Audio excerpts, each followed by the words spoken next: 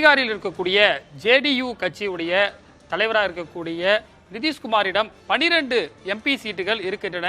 இந்த எம்பி சீட்டுகள் முக்கியத்துவம் வாய்ந்ததாக குறிப்பாக 2 கிங் மேக்கர்கள் இருக்கிறார்கள். ஒன்று தென்னிந்தியாவில் சந்திரபாபு நாயுடு, வட இந்தியாவை பொறுத்தவரை நிதிஷ்குமார்.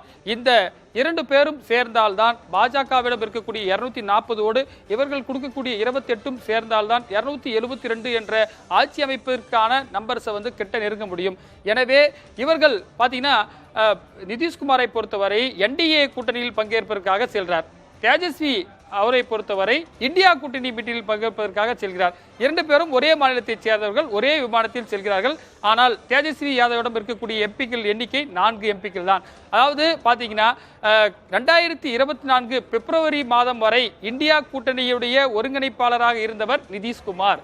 பெங்களூருவில் நடைபெற்ற கூட்டத்திற்கு கூட சோனியா காந்தி உடன் பங்கேற்றவர் நிதிஷ்குமார்.